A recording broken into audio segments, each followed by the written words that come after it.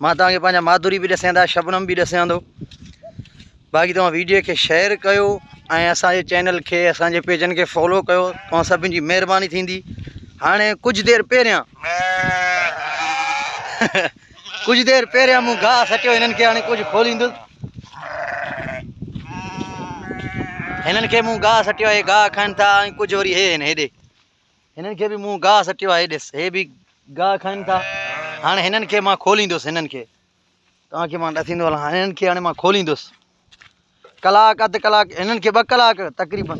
हे आहे, हे मूं खोलिया, सही आहे। हाणे हे सभु ॿाहिरि माना मां ॾींदुसि। हे हिते ई पिया ॿधियल हूंदा चरंदा, हो हुते ई पिया ॿधियल हूंदा चरंदा। बाक़ी हिननि खे हाणे मूं खोलियो आहे, हिननि खे मां ॿाहिरि ॾींदुसि। तक़रीबन हितां जा हाणे थियनि था 4:10 सऊदी जा। तक़रीबन मां 5:30 बजे मोटी ईंदुमि, माना कलाकु सवा कलाक मां हिननि खे ॿाहिरि फेराईंदुसि। गाह न आहे, ख़ाली मिटी पियो आहे, पर कफ़ील ज़ालिम सेठ चवनि था न 4।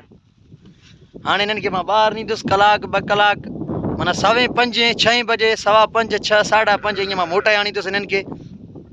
पोइ हिते हिननि खे वो इहो गाह रखियल आहे, वो इहो साम्हूं हितां गाह कढी हिते जीअं बीठा आहिनि न, हिते हाणे हिते मां हिननि खे गाह बाह विझंदुसि। गाह बाह खाईंदा, पोइ वरी शाम जो 6:30 बजे मां हिननि खे अंदरि वाणींदुसि।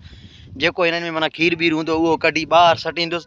उन खां पोइ वरी मां तड़बड़ करे फ्रेश थींदुसि। फ्रेश थियण खां पोइ वरी मां मानी बानी जो सिस्टम कंदुसि। बाक़ी इनशाला नेक्स्ट टाइम में मिलंदासीं। अल्लाह हाफ़िज़।